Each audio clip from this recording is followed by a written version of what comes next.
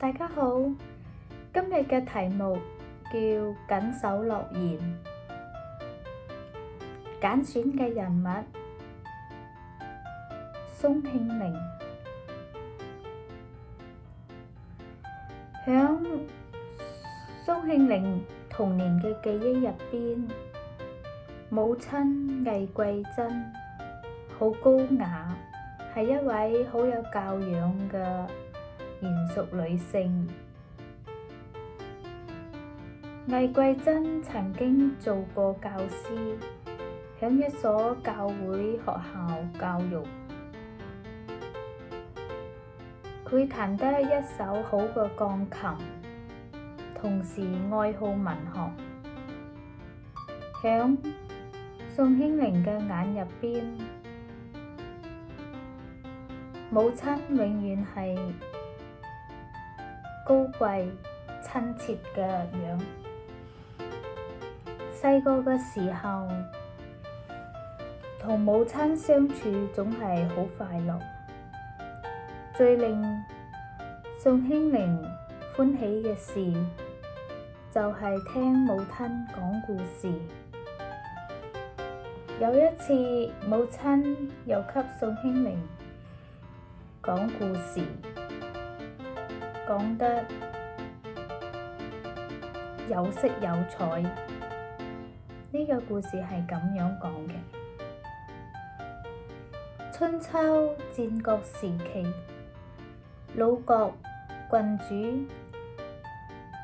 魯哀公嘅身邊有一個叫孟武伯嘅大臣。呢個人有一個好大嘅缺點，經常食言。呢種做法自然讓魯衰公對佢好有睇法。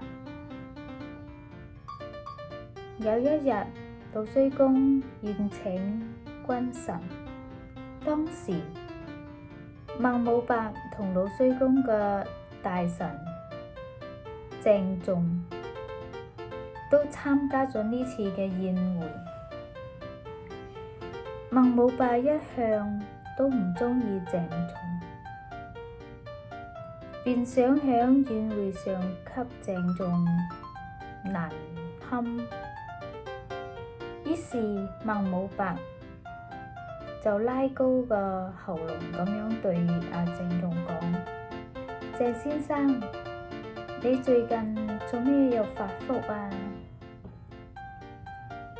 魯衰公聽後就哈哈大笑，就講：一個人經常吃咗自己嘅諾言，當然係會肥啦。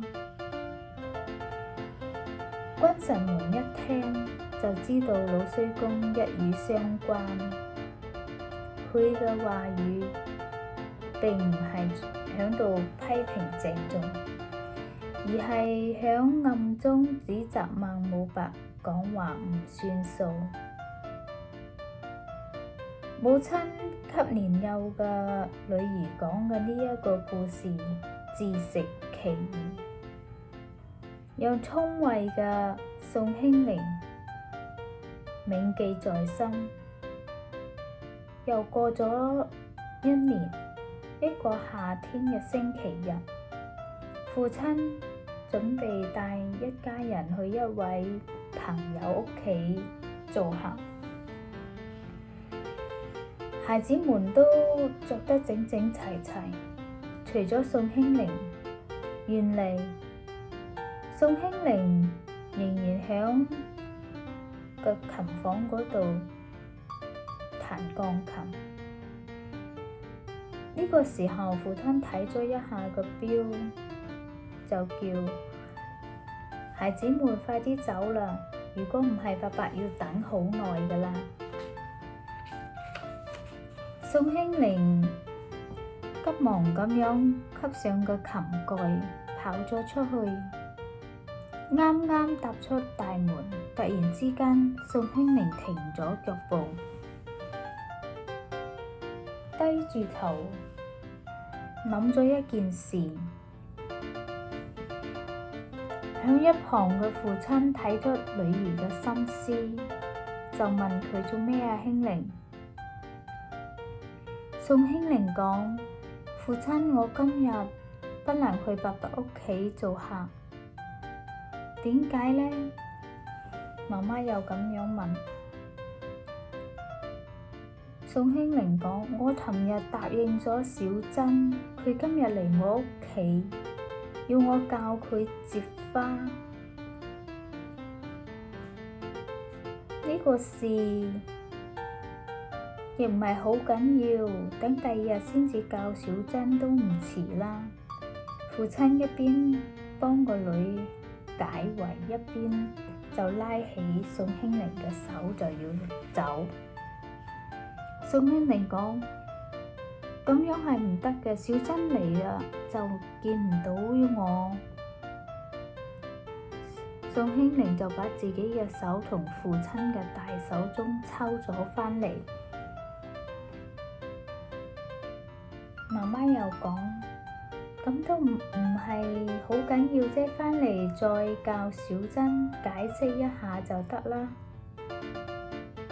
宋興玲講：唔得㗎，媽媽，你唔係經常要教我哋守諾言咩？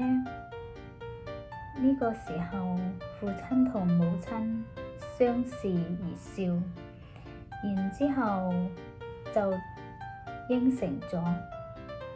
父親同母親唔放心喺屋企嘅宋興玲，辦完事就匆匆忙忙咁樣趕返嚟。父親問佢：你嘅朋友小珍呢？宋興玲回答：佢冇嚟，或者係臨時遇到咗急事啦。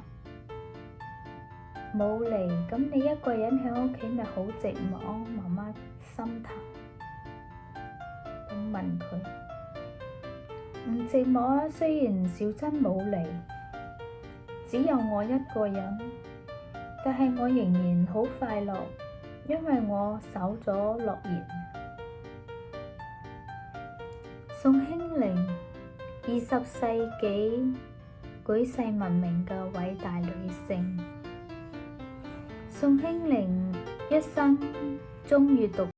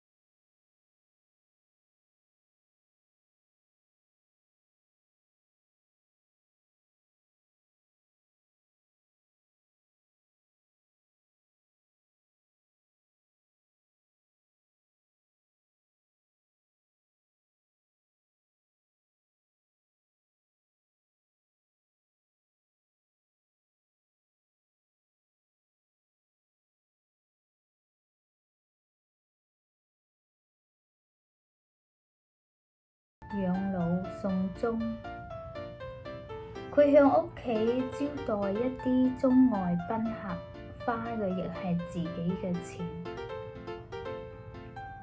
呢一位偉大嘅女性，不僅從細個嘅時候起就有守諾言嘅品質，而且無論後嚟高居何位，佢還係一直甘願咁樣廉潔同簡單嘅生活。每一個偉大嘅人總係有共同之處，嗰啲就係無我嘅人生境界，純正嘅個人品性。